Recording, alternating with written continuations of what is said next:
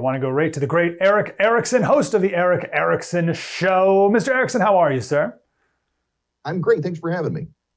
I'm grateful you're here. So what do you think the biggest concerns are for people who either hate him, maybe ranging from hate to Trump hesitant?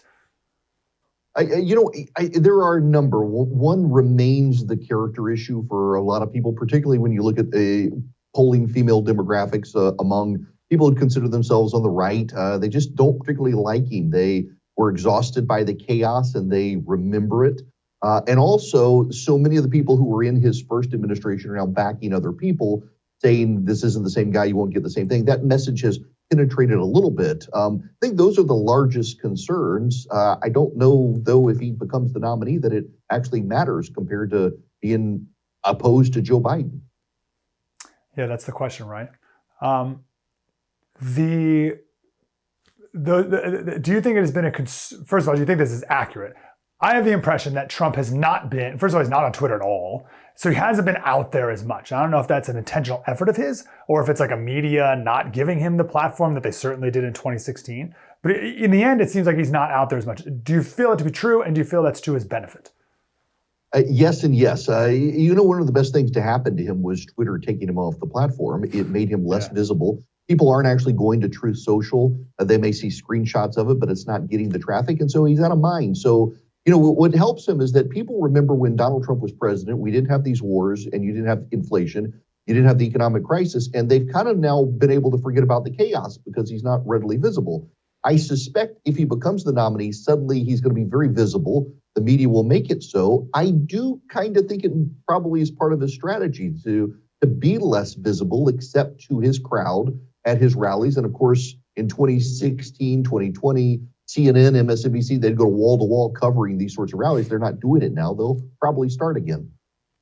Yeah, it's almost like Trump's the return to normalcy. And like a yes, weird, that's how backwards and upside down everything is. Biden promised us this.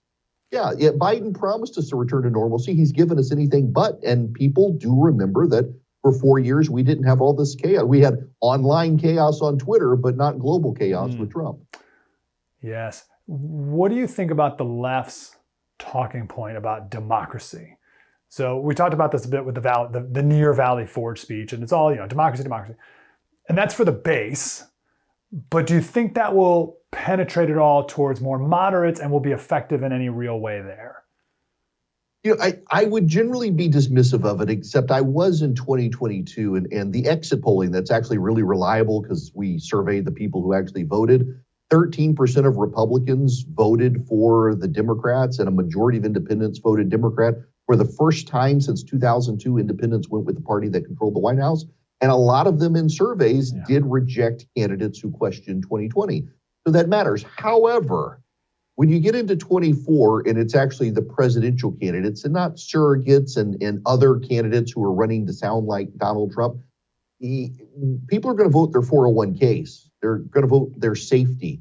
And if the Republicans can focus on those things, I do think that they can overcome that. And it honestly doesn't help the Democrats to say Donald Trump's a threat to democracy when they're the ones taking Donald Trump off the ballot through extra constitutional means. Yeah. Do you think the average person sees that hypocrisy or no? I think to a degree, yes. When you look at, for example, the New York Times Siena poll, and I know people are skeptical of polling, but just keep in mind that in 2022, that was the most accurate pollster in America.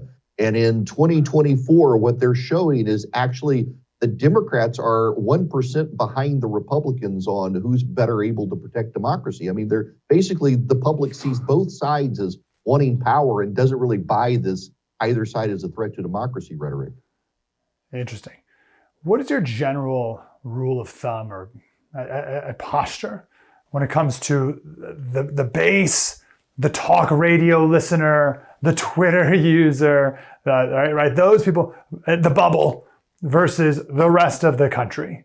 I don't know. Is it a majority of the people who vote? Who makes up? Primaries are one thing, but in the general election, is it the bases that come out, or is it in the middle people, the moderates? How do you think about that? And before I even got into to talk radio and stuff, I was a political consultant. I ran campaigns all over the country. And You do have to remember in the general election, a lot of people who don't vote in primaries come in. You can't alienate those people. Donald Trump has a message for them. And it's interesting that he outperforms all of his polling ever, except when you actually look at people who voted in 2020, he loses to Joe Biden still. And that's the red flag for Republicans. Donald Trump is outperforming all of his polling. He's doing better than he's ever done in polling. He's beating Joe Biden. But when you actually look at people who are prone to vote, that's where the problem is. He's got a blue collar coalition that turns out for him. But white college educated women vote more than anyone else, and they are Joe Biden's base right now. Yeah, that's amazing. So what would you recommend Trump's messaging be to what? Is he going to try to speak to the white college educated women, or is he going to try to get the people who don't normally vote out again? He's got to try to get the people who don't normally vote. They'll come out in a presidential year. But if he wants to get the women in the suburbs who are college educated, crime and the economy. Women want their 401k to do as well as their husband's 401ks, and they want their children to be safe. You focus on crime and the economy, which play to the Republicans. It's a message that can pull suburban women away from Joe Biden. Are people bothered by the trials at all? I think people have become very cynical about the trials. If anything, they're helping Donald Trump. We saw his polling skyrocket after the indictment in New York. Most people, there are a lot of people who think if he's found guilty, that's actually going to hurt him a lot with independents. It won't necessarily hurt him with Republicans, but people are looking on these things as very cynical. Here in Georgia, where I am now, the latest revelations about the Fulton County prosecutor hiring her boyfriend to be the special prosecutor makes it even more cynical for people.